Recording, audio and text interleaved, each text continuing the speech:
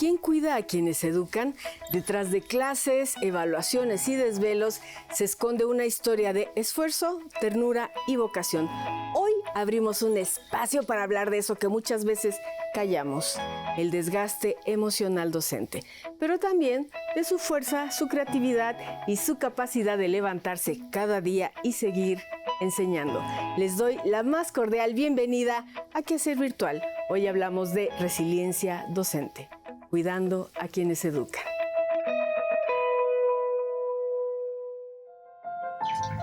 ¿Sabías que la palabra resiliencia viene de la física? Es la capacidad que tiene un material para recuperarse tras una presión. Hoy hablamos de resiliencia docente. Esa fuerza que permite a las y los maestros, pese al cansancio o la incertidumbre, reinventarse y seguir acompañando a sus estudiantes. En México, el regreso a clases post-pandemia dejó crisis profundas. De acuerdo con la Redim, la violencia escolar aumentó hasta un 813%. Además, crecieron los casos de ansiedad y depresión entre el estudiantado. Frente a esto, la resiliencia educativa, como una respuesta a un problema estructural, es tarea de todas y todos. Las familias, como primeras formadoras, el magisterio desde su vocación y capacitación constante, las autoridades educativas con políticas públicas que prioricen la salud emocional y la seguridad, y el gobierno mediante recursos suficientes para atender estas crisis. Por ello, ser docente hoy va más allá de enseñar. Es contener, adaptarse y motivar, incluso cuando el agotamiento pesa. Pero la resiliencia no es aguantar en silencio, es pedir ayuda, tejer redes y recordar los logros y lo valioso.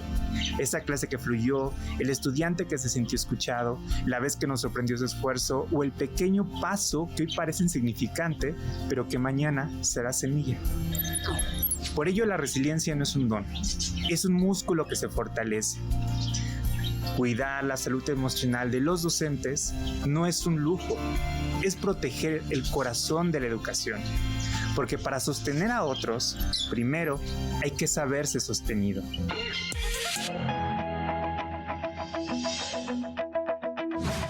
Hace más de 30 años, cuando estaba estudiando la preparatoria, me surgió la inquietud de que algún día podría dar clases de MIGE en una escuela preparatoria, para apoyar a los alumnos que hablan la misma lengua que yo.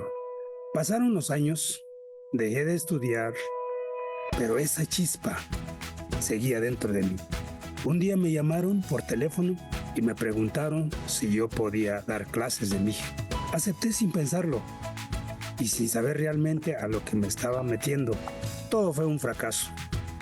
Tuve problemas para organizar mis clases, elegir los temas, planear por días y por semanas.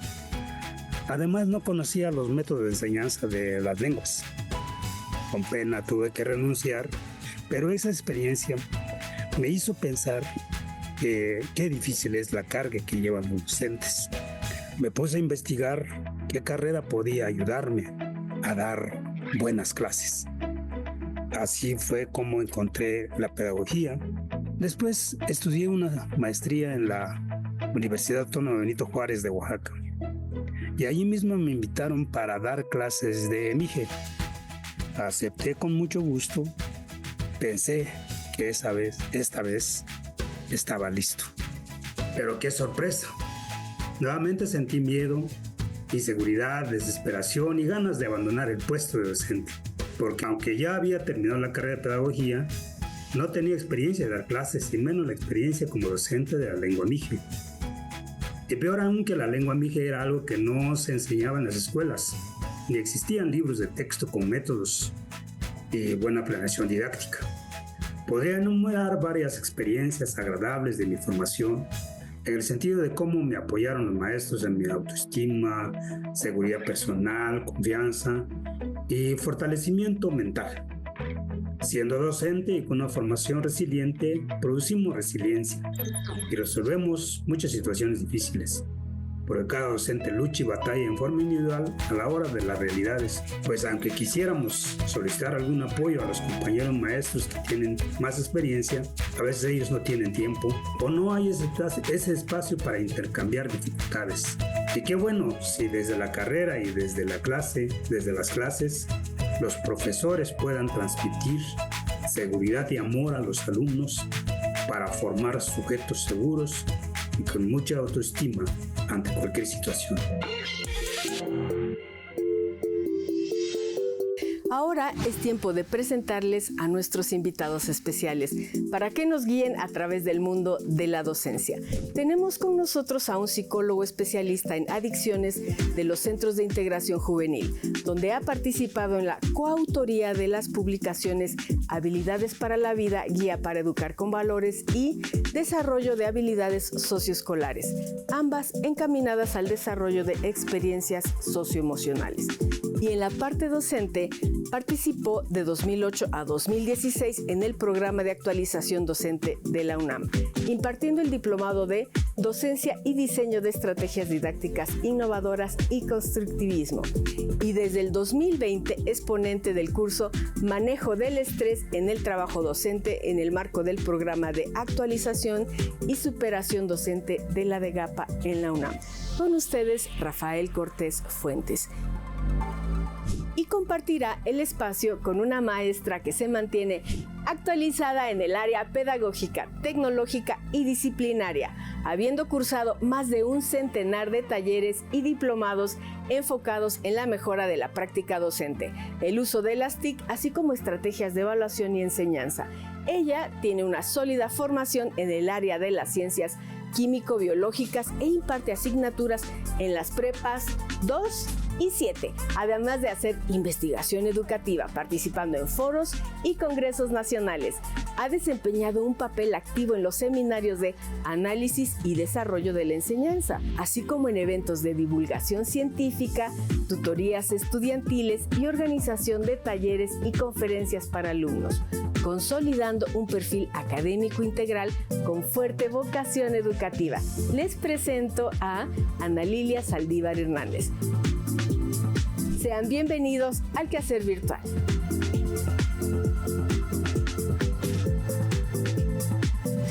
¿Cuántas veces escuchamos que el maestro lo puede todo? Pero ¿quién cuida al que cuida?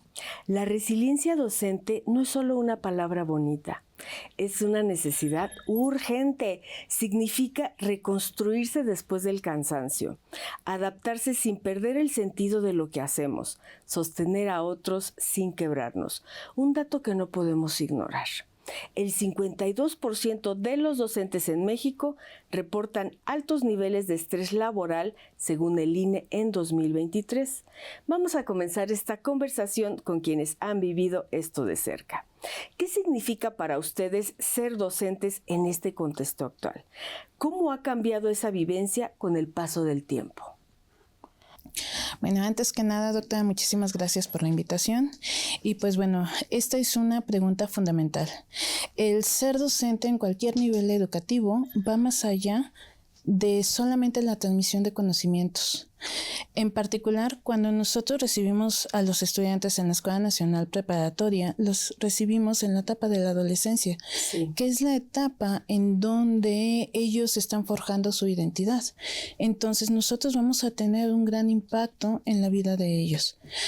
Esto lo podemos ver desde diferentes ámbitos. Por ejemplo, en la cuestión académica, nosotros tenemos esa pauta de poder establecer actividades que favorezcan en los estudiantes el pensamiento crítico, la capacidad de analizar, la capacidad de razonar y de proponer problemas. Entonces, esta parte es de un gran impacto. ¿Por qué? Porque no solamente va a ser para la cuestión académica, sino también para la cuestión personal. Cuando ellos ya son ciudadanos que ya están formados, van a necesitar de ese pensamiento crítico, de ese razonamiento, y van a necesitar también proponer soluciones más adelante. También los podemos abordar desde un punto de vista psicológico. Nosotros como docentes nos damos cuenta cuando un estudiante está mal, cuando trae alguna situación. Entonces, podemos ser, digamos, la primera línea de apoyo. ¿Por qué? Porque cuando nosotros nos damos cuenta, podemos canalizarlos a las áreas donde ellos pueden solicitar ese apoyo. Entonces, estos son como los dos puntos de vista más importantes en esta cuestión. No solamente vamos a transmitir conocimientos, vamos a transmitir habilidades que a ellos les permitan desarrollarse en su vida adulta. Sí, sin duda. Y sí, adelante. Pues antes que nada también muchas gracias por la invitación, doctora. Yo creo que sí ha habido cambios en los últimos tiempos.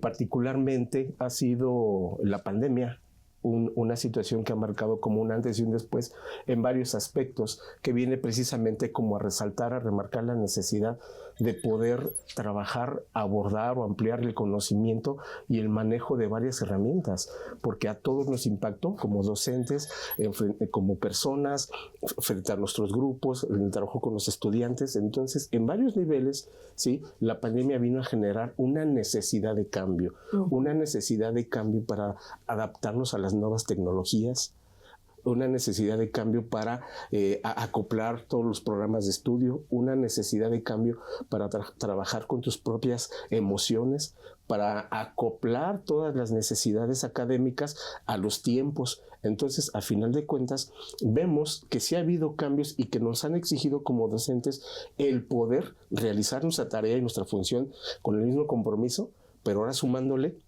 la situación emocional. Sí. ¿Y cuáles son las principales fuentes de desgaste emocional? Una parte importante del desgaste emocional en el trabajo docente es la sobrecarga. Definitivamente la sobrecarga de trabajo en el trabajo frente al grupo, la parte de la planificación de actividades, la interacción que tenemos con los alumnos, más las propias situaciones personales, a final de cuentas son factores que están contribuyendo a este desgaste emocional que día a día vivimos como docentes. ¿Y qué significa resiliencia docente en la práctica y cómo lo han vivido ustedes en carne propia, así súper breve? Ok, resiliencia docente vamos a entenderlo como esta capacidad que tenemos las personas y los docentes para poder adaptarnos de la mejor manera posible ante un contexto que nos implica retos y desafíos o adversidades. Entonces, la capacidad de poder adaptarnos, de poder sumarnos al cambio, porque constantemente la academia nos implica cambios, y el plus de todo es tener una actitud positiva, saludable, ¿sí?, en todo lo que hagamos en la escuela. Entonces, ¿cómo lo hemos vivido? Como un reto. Yo lo he vivido como un reto, ¿sí?, como una toma de conciencia para poder ir teniendo presente que lo que yo haga va a tener un impacto definitivamente en la interacción con mis alumnos y obviamente en el cuidado de mi salud. Sí, en un minuto, Ana Lilia, dinos. Pues creo que en este caso es la capacidad, como bien dice el profesor, de poder reponerse ante situaciones. Por ejemplo, a mí me ha sucedido en varias ocasiones donde llego al salón, la verdad es que llego cansada ya después de un día pesado, después de haber aplicado exámenes, haber hecho evaluaciones, llego literalmente, ahora sí que cansada al salón, pero ve la cara de los alumnos. A veces llegan y hacen una pregunta relacionada con lo que vamos a ver. A veces ellos simplemente con decir, ¿cómo está, maestra?, es suficiente. Con eso es suficiente para poder reponerse y dar la clase con el mismo entusiasmo que nosotros tenemos. Entonces, considero que ese es un ejemplo de cómo nosotros nos sobreponemos en el caso del aula, porque estoy segura que no soy la única persona a la que le pasa, sino que en este caso muchos de nosotros tenemos esta situación. Cuando vemos a nuestros alumnos con las ganas de aprender, cuando vemos a nuestros alumnos con las ganas de decir, quiero saber cómo está, es suficiente para poder reponernos y seguir adelante.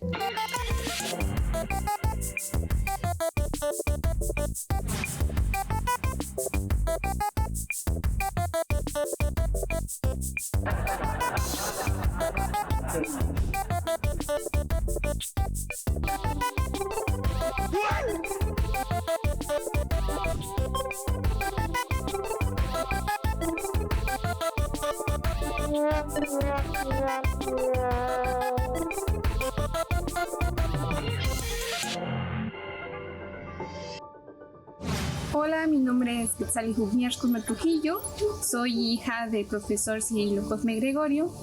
Mi padre es un hablante de la lengua indígena y también es docente y muchas otras cosas más. Como espectadora de su trabajo diario, puedo decir que ser docente no es un trabajo fácil, pero es sumamente importante. Y con el esmero, con la creatividad, con motivación se pueden lograr grandes cosas, y no solo él individualmente, sino junto con las personas con las que se trabaja. También pues mi padre siempre buscó como que las clases fueran más vivenciales, más significativas para las personas, más que teórico.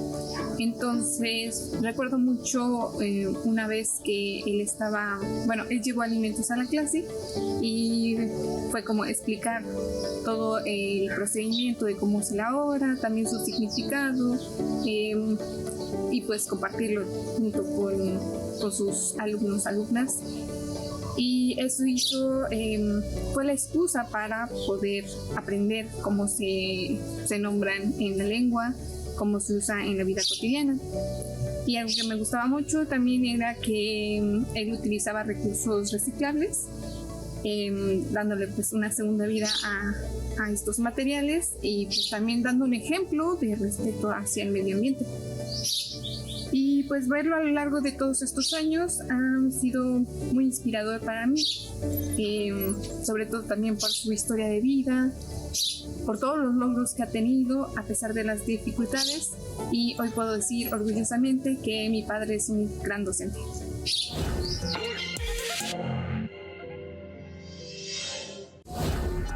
Los niños tienen que ser lo que ellos quieran, pero sobre todo, tienen que ser niños. Eres el maestro más raro que ha pisado nunca este pueblo. El maestro que prometió el mar es una película española que narra la historia real de Antoni Benaigues, un maestro rural en los años 30 que revolucionó la enseñanza en su escuela con métodos pedagógicos innovadores y profundamente humanos. Es una oda a la vocación docente, al poder de la palabra y a la esperanza incluso en los tiempos más difíciles. Se llama imprenta. Con ella vamos a publicar nuestros propios cuadernos. Muestra cómo un profesor puede marcar vidas aún en contextos adversos. Quiero que todos vayáis a vuestras casas y traigáis cualquier libro o cuaderno de mierda que tenga que ver con este maestro comunista. La caja. Cuando un maestro cree en el potencial de sus alumnos, incluso el mar puede ser posible en medio de la montaña. ¿Os gustaría ver el mar? Sí. Pues quiero que enseñéis este cuaderno en casa y que vuestros padres lo lean. Que les digáis que este verano el maestro os llevará a ver el mar. Cuéntanos qué otras películas inspiradoras conoces en nuestras redes sociales.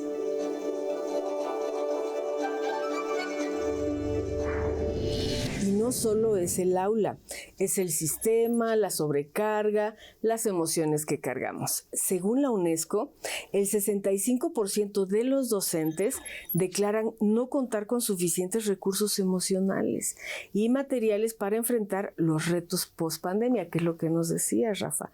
¿Cómo impacta esto en la vida cotidiana de quienes enseñan? Vamos a hablar de esos desafíos concretos que muchas veces se enfrentan en silencio. En su opinión, ¿cuáles son los principales desafíos emocionales y laborales que enfrentan hoy todo nuestro profesorado? Bueno, en lo personal, una de ellas, como bien decía el profesor, es la parte de la carga docente.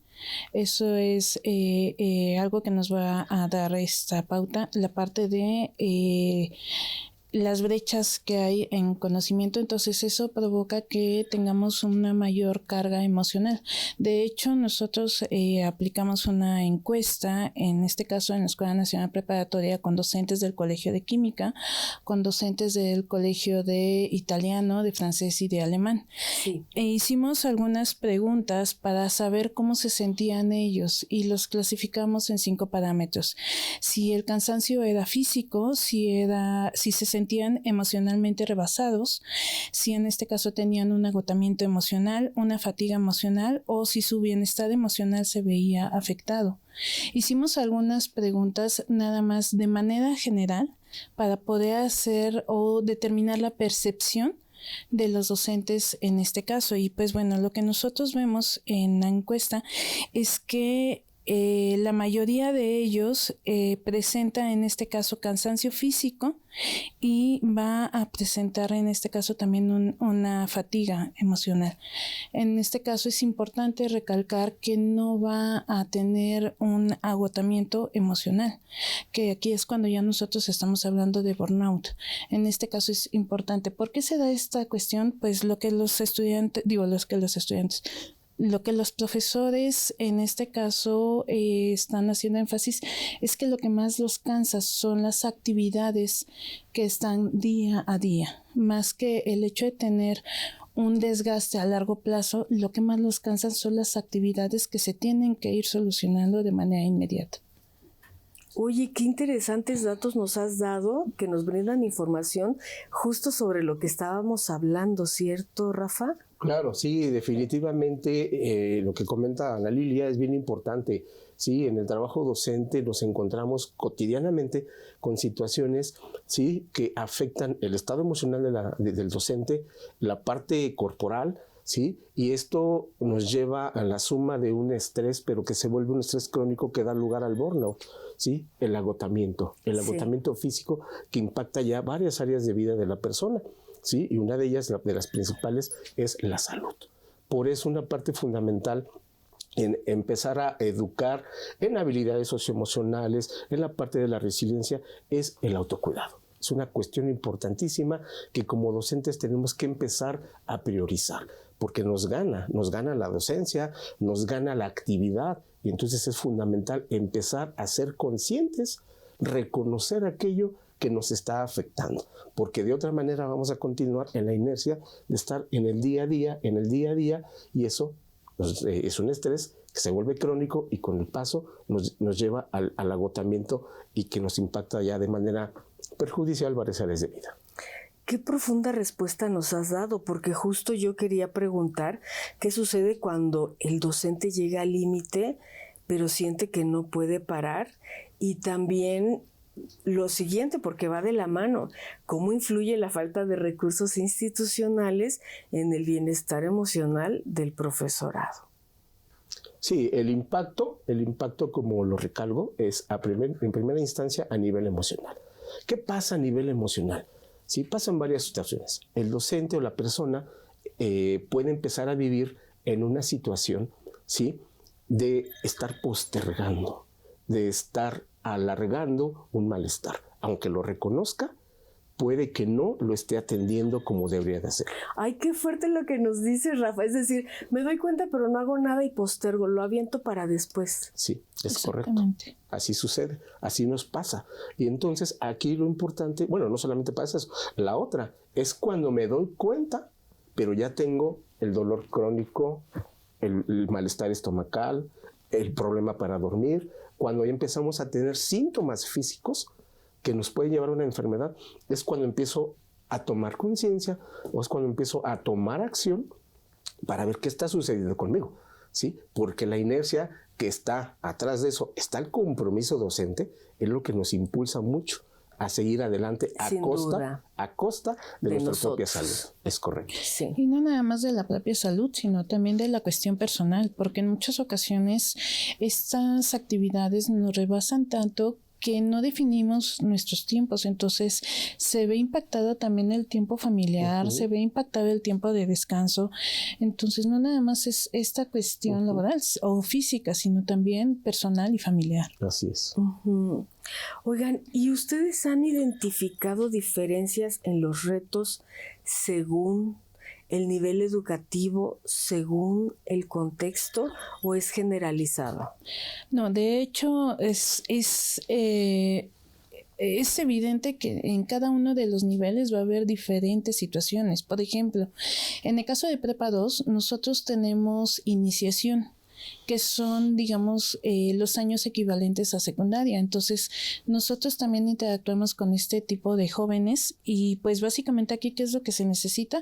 Se necesita primero que nada mantener el interés del estudiante en las asignaturas, más allá de lo que se necesita en bachillerato. Además, en la cuestión de iniciación también es importante mantener un contacto con los papás, el estar atendiendo a los estudiantes para que no los perdamos en el camino.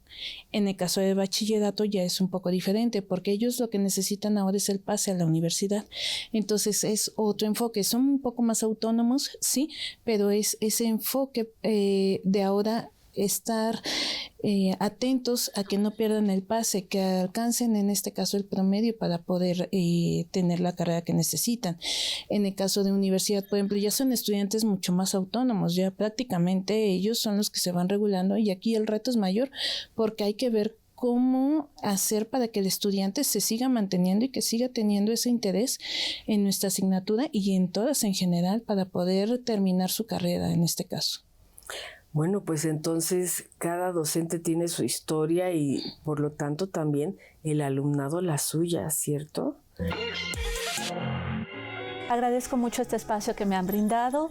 Mi nombre es Esther Sorcia, soy psicóloga clínica desde hace 25 años y estoy aquí para decirte gracias de entrada por enseñar, por educar, por cuidar a nuestra juventud que día a día se postra en tu aula esperando el conocimiento.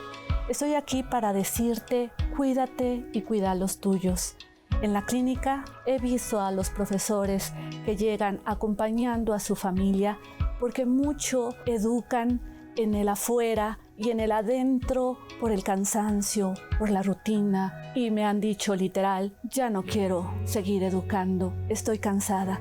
Pero la familia los necesita, la familia, los hijos que llegan en el día a día a sentir abandono por parte del profesorado. Esta sociedad nos ha dicho, nadie es indispensable, pero sí, eres muy indispensable para tu familia, para ese alumno que te está esperando día a día, que cree en ti.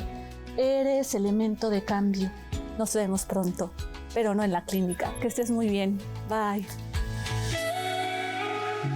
Y no se vayan de pinta, en un momento regresamos. Manden sus aportaciones, me encuentran en Facebook, Instagram y X con mi nombre, Hatsuko Nakamura.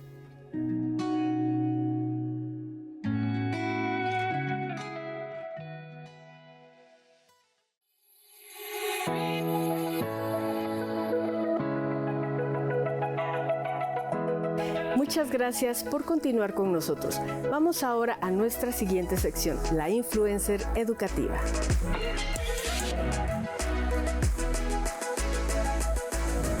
Hola chicos, ¿cómo están? Yo sé que al escuchar sobre resiliencia docente, ustedes podrían pensar: oh, pobrecito, déjame tocar una canción triste para ti en el violín más pequeño del mundo. Pero esperen tantito. ¿Y si les dijera que ustedes tienen el superpoder de mejorar el día a su profe? ¡Neta, me lo juras! Les dejo aquí 5 formas muy simples y gratis de ayudar a que tus profes sobrevivan con dignidad el semestre. Activa el saludo motivador. ¿Qué onda, profe? Con sonrisa, rompe más tensión que un descanso de 15 minutos. Como bonus, puedes compartir un meme relacionado a la clase. Con respeto, ¿eh? Participa aunque no seas el intenso del salón. No es concurso, es apoyo moral. Un simple "no entendí, pero quiero entender" ya es oxígeno para el docente. No grabes el error, graba la intención. Si se traba con la tecnología o se equivoca al hablar, no lo subas a TikTok. Mejor ayúdalo a salir del apuro. #TeamProfe. Comparte un mensaje de alivio. Después de una clase difícil, escríbele: gracias, profe, se esforzó mucho. A veces ese WhatsApp salva la semana.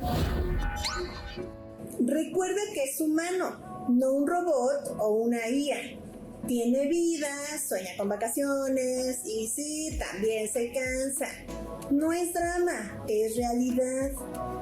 En resumen, no se trata de ponerle altar al profe, sino de reconocer que enseñar también desgasta. Y ustedes, como estudiantes, pueden ser parte del remedio o del colapso nervioso. Ustedes eligen. ¿Eres docente y sientes una gran pasión por la enseñanza? ¿Pero te ha pasado que en ocasiones esa pasión se vuelve en un peso difícil de llevar? Quédate con nosotros porque esta noticia es para ti. Pasamos a la buena noticia educativa. En los últimos años, la importancia de la salud emocional de las y los docentes ha comenzado a ocupar un lugar central en la conversación educativa nacional. Hoy sabemos que no se puede hablar de calidad educativa sin pensar también en la calidad de vida de aquellos que imparten la enseñanza. En todo México se han dado pasos significativos en este camino. Un claro ejemplo es la UNAM, que cada año dedica una semana a la Jornada de Salud del Docente Universitario, un evento que promueve la salud mental, el autocuidado y el bienestar integral de los profesores universitarios. En el Estado de México, el Congreso Estatal debate una reforma educativa que, por primera vez, obligaría a ofrecer apoyos presenciales y a distancia para la salud mental de los maestros, pensado para que ningún docente camine solo en su salón de clases. Y no es todo.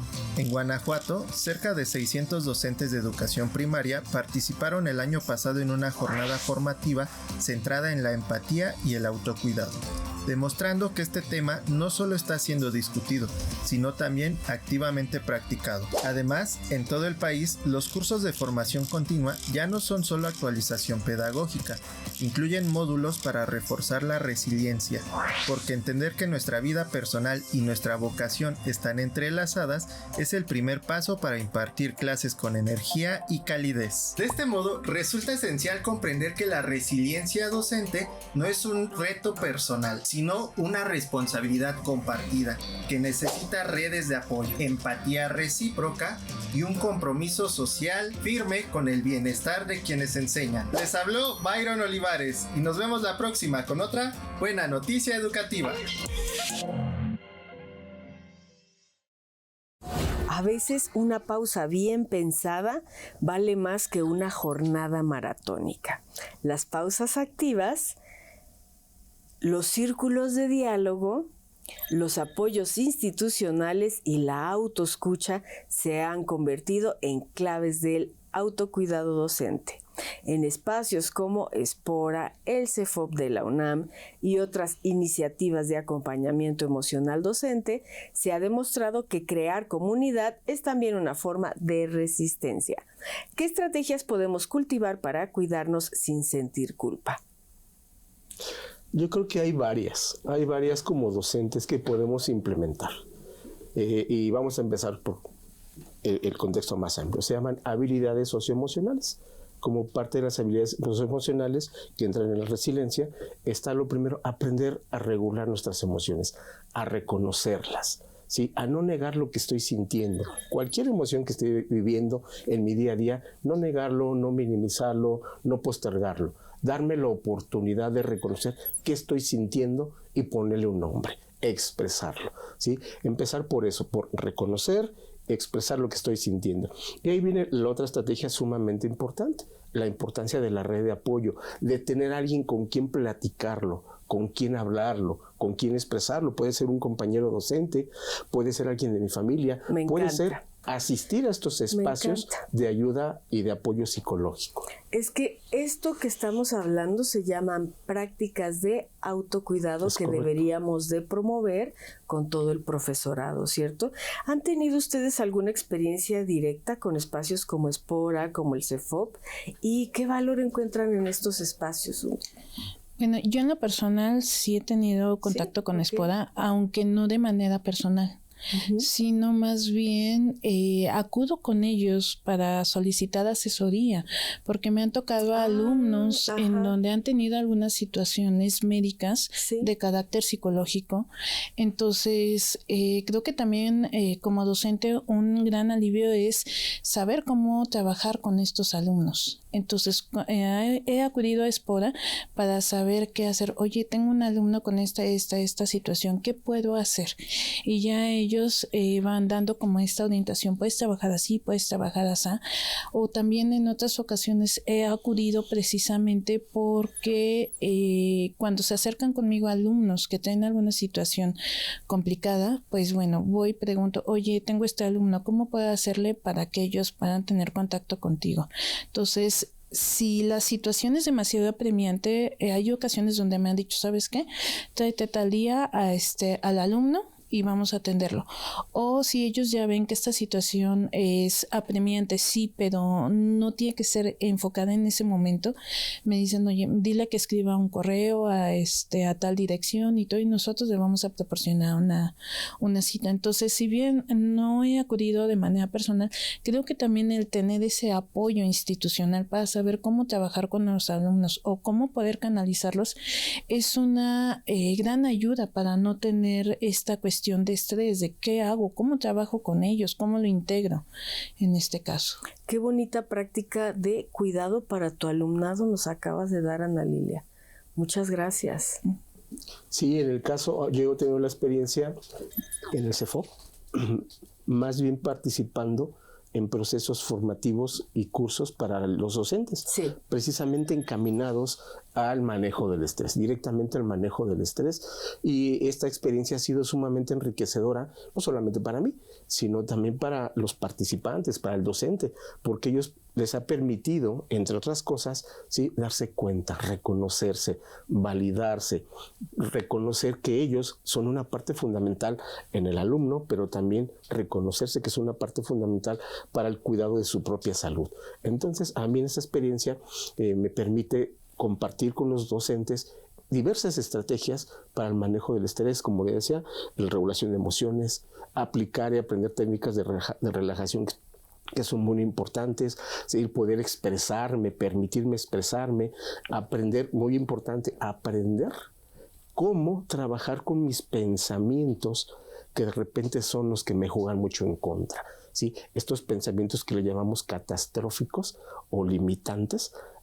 Les enseñamos ahí herramientas para aprender a manejar estos pensamientos y que no trasciendan, para que no me esté afectando en mi día a día tan solo pensamientos que me generan preocupación, malestar, etcétera. Es decir, que tenemos aquí a un profesor que da cursos para el profesorado, especialista en manejo del estrés para docentes. Muy bien, voy a aprovechar este espacio. ¿Qué barreras encuentras en los docentes para acceder a estos espacios de autocuidado? Bueno, pues resaltaré algunas de ellas. Yo creo que en primera veces también es la difusión, ¿sí? Saber que a lo mejor está el espacio, pero lo desconozco, no sé, ¿sí?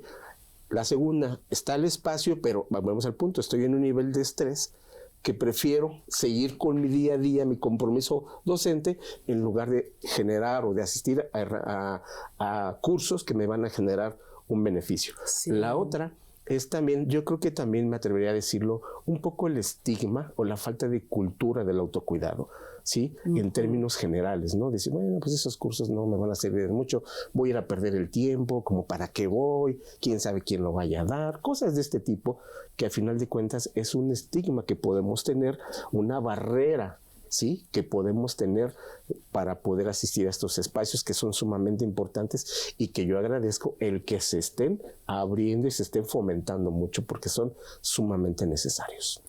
Oye, y te quiero preguntar una cosa. Yo le voy a llamar romantizar. Ahí te va la pregunta. ¿Cómo podemos dejar de romantizar la idea de que el docente se tiene que sacrificar todo el tiempo? Ok. Yo creo yo lo pondría desde el principio de realidad. ¿Y cuál es tu realidad? Que estás viviendo situaciones de estrés, que estás viviendo situaciones que te pueden estar rebasando, que estás teniendo padecimientos físicos, orgánicos, incluso ya emocionales que requieran una ayuda profesional. Entonces, desde el principio de realidad, reconocer qué me está sucediendo a mí y desde ahí ver que hay prioridades. Soy docente, estoy comprometido, pero también la prioridad es mi salud, mi autocuidado y, ¿por qué no?, mi familia y mi bienestar. Claro, y el cuidado no es debilidad, es conciencia. Es toma de conciencia, es correcto. Muy bien, muchas gracias. Bien, bueno, muchas gracias por el espacio. El día de hoy quiero compartir un poco de la experiencia docente en la Escuela Nacional Preparatoria. En particular, tenemos una edad muy especial, tenemos a grupos de adolescentes en donde para muchos, y creo que muchos de mis compañeros docentes estarán de acuerdo, en que la gestión del aula a veces es lo más desgastante de nuestro día a día. Aquí quiero citar una experiencia que tuve. Cierto grupo mostraba cierta apatía, indisciplina y aunque se habían firmado acuerdos al principio del curso y todo, pues estos pues empezaron a verse muy debilitados, ¿no? Y hay veces que uno después del día a día empieza a pensar cómo le hago, cómo hacerle, y bueno, pues aquí quiero compartirles que lo que más me funcionó pues es recurrir al diálogo, ¿no? La implementación de diálogos grupales, de ratificación de acuerdos, hacer, digamos, una participación más democrática sobre lo que se va a hacer con los alumnos, no tener estas reglas impuestas, creo que ha sido lo más favorecedor, ¿no? En donde pues se les permite a ellos determinar qué acuerdos vamos a tomar dentro del salón de clases. Hacerles saber también, ¿no?, que a los alumnos que todos los acuerdos que se hacen es enfocados en el cuidado. Cuando un alumno alcanza a percibir que está al cuidado de ellos, es cuando se pueden generar mejor estos vínculos afectivos, ¿no? Lo cual favorece un trabajo óptimo, favorece el aprendizaje y bueno, pues en estos grupos que son retadores, pues al final terminan siendo los más satisfactores y con los que se genera un vínculo muy especial con los alumnos.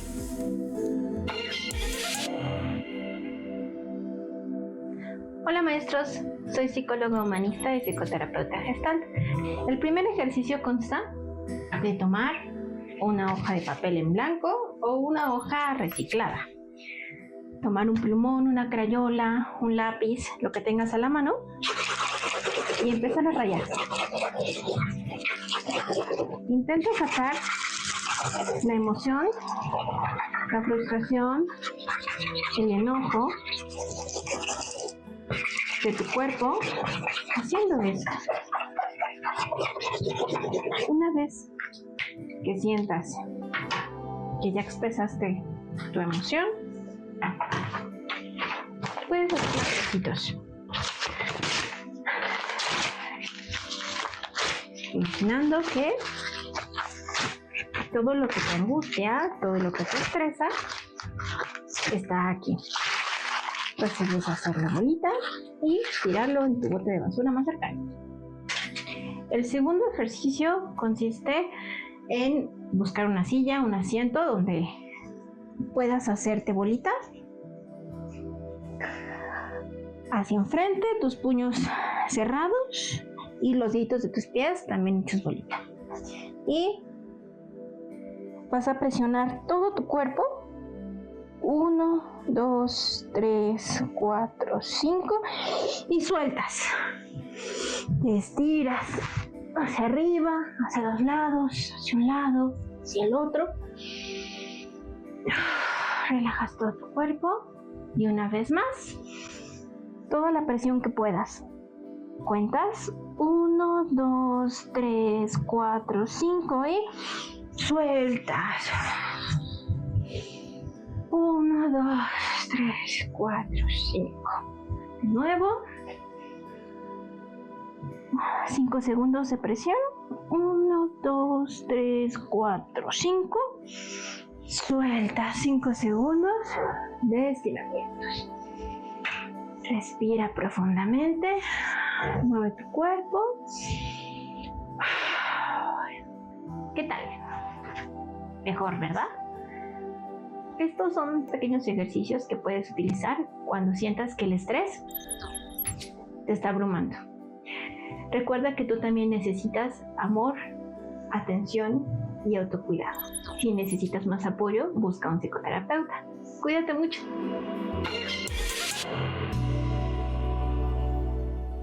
Hemos hablado de cansancio, desafíos, estrategias para resistir, Pero también llegó el momento de preguntarnos, ¿por qué muchas veces el cuidado del docente sigue dependiendo solo de su fuerza de voluntad?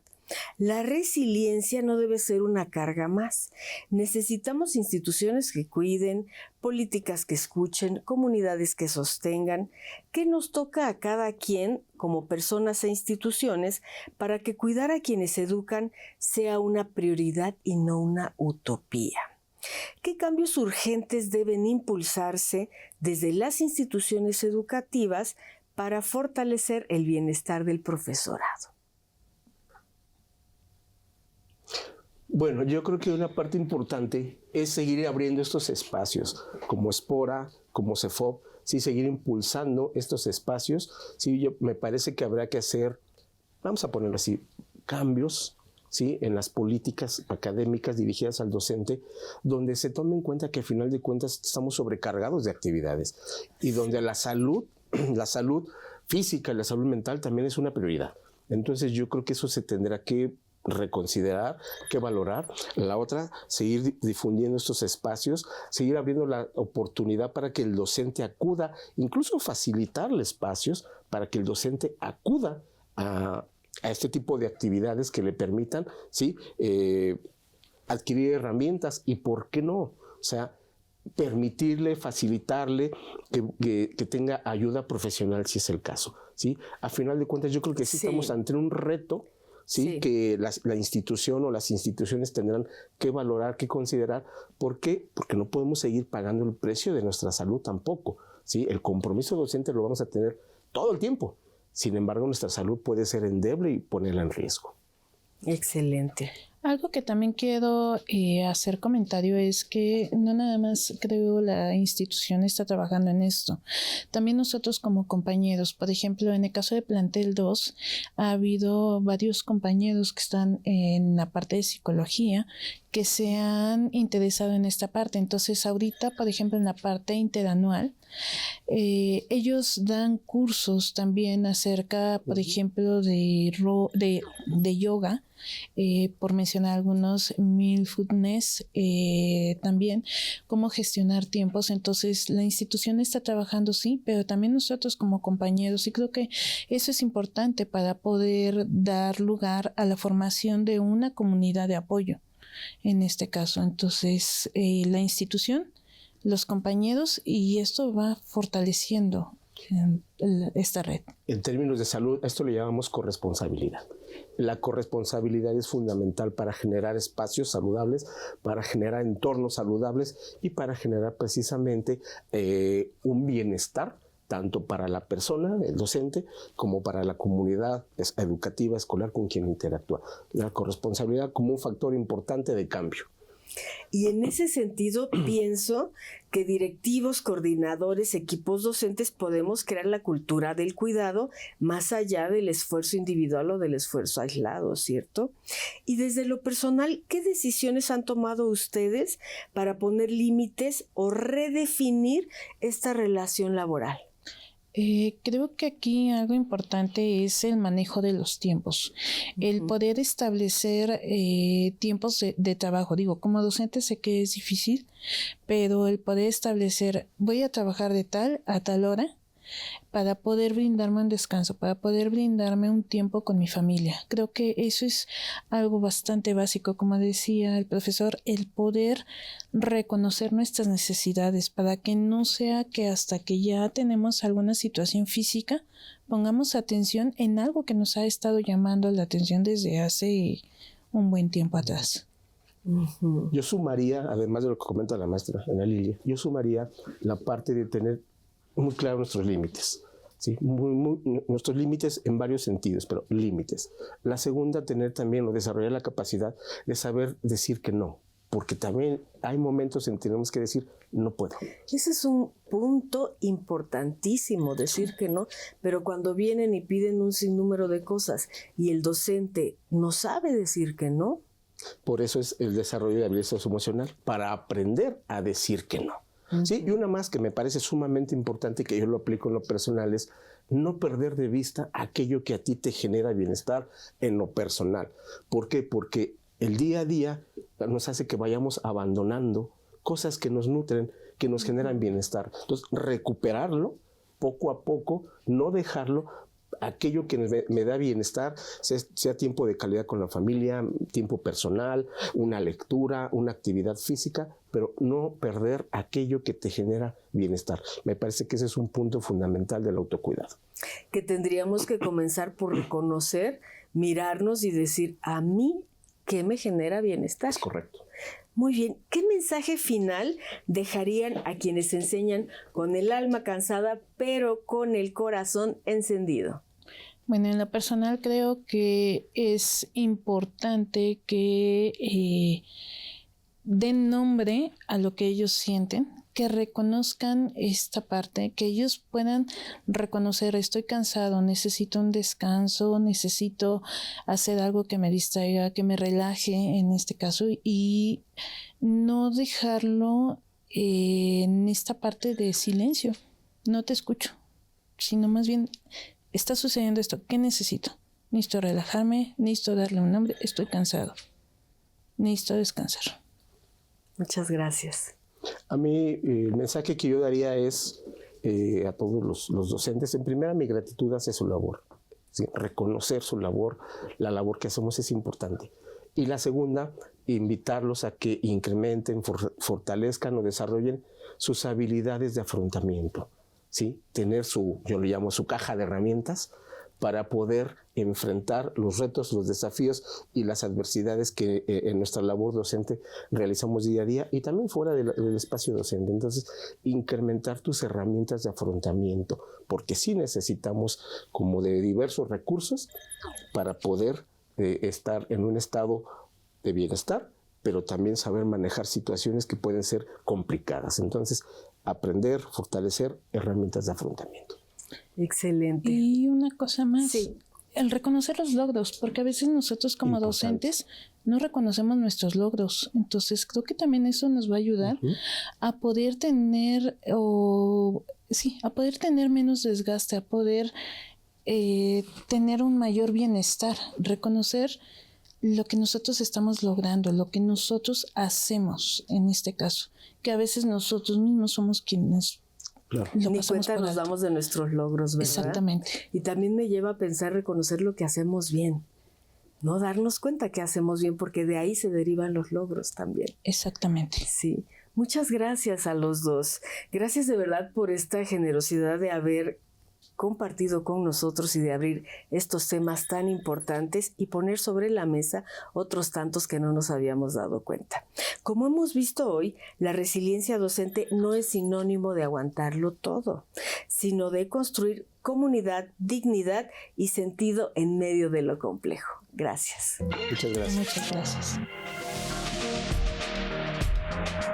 Hoy reflexionaremos sobre algo que muchas veces se calla, el desgaste emocional que viven las y los docentes, porque detrás de cada clase hay alguien que sostiene los contenidos, alguien que escucha, que acompaña y hace mucho más que simplemente dar clases. En esta pequeña cápsula abordaremos algunos tips para las y los docentes, quienes a pesar del agotamiento siguen enseñando con amor. En las aulas, la resiliencia es más que una palabra bonita. Es lo que sucede cuando un maestro, después de una noche difícil, se recompone para dar lo mejor de sí. Cuando una maestra cambia su plan para atender el llanto o la preocupación de alguno de sus estudiantes. Ahora les compartiré 5 tips clave que pueden ayudar a los docentes a resistir día a día en las escuelas. Tip 1.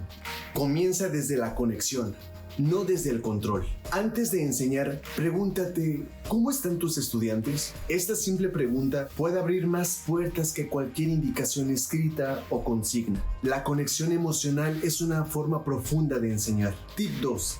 Adáptate sin perder tu sentido. Flexibilizar no es rendirse, es aceptar que las condiciones cambian, pero tu vocación sigue viva. A veces, un ligero cambio en el ritmo o en la forma puede ser lo que salve la clase. Así que ánimo, no te desesperes. Tip 3. Cuida tus límites emocionales. Como docente debes entender que no debes cargar con todo. Puedes acompañar sin absorber. Respira, reconoce tus emociones. Y si un día te sientes cansado o cansada, dilo con honestidad. Mostrar tu lado humano también es educar. Tip 4. apóyate en tu tribu docente. ¿Ya hablaste con ese colega que te cae bien? ¿Ya te desahogaste con alguno de tus compañeros referente a las situaciones de clase o de trabajo? Crear redes entre docentes fortalece tu resiliencia. El proceso de enseñar nunca es aislado, así que también construye redes de apoyo. Tip 5. Celebra lo pequeño porque es enorme. No confundas la grandeza con lo grandote, ya que la grandeza está en lo más pequeño y lo más sutil, pero al mismo tiempo en lo más significativo. La grandeza se puede encontrar en una palabra que llegó, en una alumna que participó, en un grupo que por fin prestó atención. No subestimes los logros cotidianos, ya que ahí está la semilla del sentido y también tu combustible emocional. Hoy más que nunca necesitamos una contrapedagogía de la crueldad, una educación que ponga en el centro la dignidad, la escucha y el cuidado mutuo. Es importante cuidar a las y los estudiantes, pero también es imprescindible cuidarnos nosotros como docentes, reconocer nuestros límites sin exigirnos ser perfectos siempre. Espero que estos tips sean de utilidad. Nos vemos.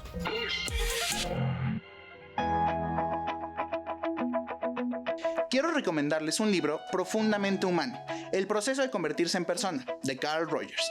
Esta obra nos recuerda que educar no solo es formar estudiantes, sino que implica también un acompañamiento mutuo en el camino de la autenticidad, la vulnerabilidad y el crecimiento. Para docentes universitarios, este libro es una joya. Nos ayuda a comprender cómo nuestra presencia, escucha y congruencia puede transformar el aula en un espacio de encuentro real. Si hablamos de resiliencia, aquí está una clave poderosa: volver a ti, con honestidad, para seguir enseñando con sentido. Disfruta la recomendación y cuéntanos qué te pareció en nuestras redes sociales. Hoy reconocimos algo que muchas veces se pasa por alto, que detrás de cada clase hay una persona que también necesita cuidado, comprensión y pausa. Agradecemos a los docentes que nos ven. Gracias por seguir ahí, incluso en los días más difíciles. La resiliencia no es aguantarlo todo, es saber pedir ayuda, adaptarse, reinventarse y seguir educando con sentido. Este programa fue para ustedes, porque educar también es un acto de valentía, porque detrás de cada clase hay una historia y muchas de ellas están hechas de pura resiliencia. Y ánimo, si yo puedo, tú también puedes. Todos podemos. Hasta la próxima.